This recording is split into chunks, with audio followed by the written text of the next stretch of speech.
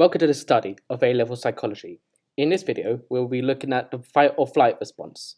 By now, you should know about biological systems such as the nervous system and its divisions, as well as the endocrine system. Both of these play a significant part in the fight or flight response. With that said, let's get straight down to business! The fight or flight response is an automatic and evolutionary response to any threats. So, before we begin, I think it will be helpful if we have a credible threat to imagine and apply to this area. What do we have here? No. Jesus Christ, that's Jason Bourne. Better, but I want something that instills fear in everyone. I am Satan! Perfection. I could just feel the fear coursing through my veins. But why? I am Christ, sitting down get away with Satan her. She'll kill you. She'll take us up. She'll drag us down. Please, I beg you. Please, stop. Let's start with the brain.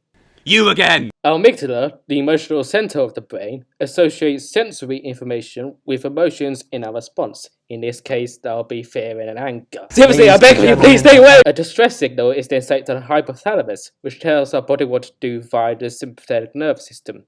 That's a lot, and it happens in less than the blink of an eye or the snap of a finger. So, what happens next? Find out after the break. No! What happens next in the fight or flight response? Jesus Christ, I really need to slow down when it comes to typing out these scripts. Well, that depends on whether or not the stress is acute or chronic. We normally associate fight or flight responses to acute stresses. These are stresses that are sudden in nature, such as your friend jumping out of a closet dressed as Ghostface or a bear attack. One of those is more severe than the other. Our threat counts as an acute stressor. The signals in the hypothalamus activate our sympathetic nervous system, which sends signals to the adrenal glands on top of our kidneys. That then releases adrenaline, which has several effects, including increase of heart rate, blood pressure, breathing, and release of glucose, all of which are to prepare the body to fight or run away, run away, run away, run away. After the threat is no longer present, either because you beat it into submission or you made the correct choice, the parasympathetic nervous system returns the body to a rested state. But what if our threat persists in terrorizing you? I know she does me. That's when it becomes a chronic and ongoing stressor. In this case, after the initial adrenaline rush, the hypothalamus activates the HPA axis, which stands for Hot Pants Apocalypse. No! It stands for... You know what? Let's break it down instead. The H stands for hypothalamus, which continuously releases corticotrophin-releasing hormone, nailed it, CRH, into the bloodstream. The P stands for pituitary gland, which CRH makes release adrenocorticotropic hormone, ACTH, who named these things. The A stands for adrenal glands, which is stimulated to produce cortisol by ACTH. Cortisol gives a burst of energy and lowers pain sensitivity, but prolonged release leads to lowered cognition and suppressed immune response. We'll get back to that. Okay, we're safe. She's gone.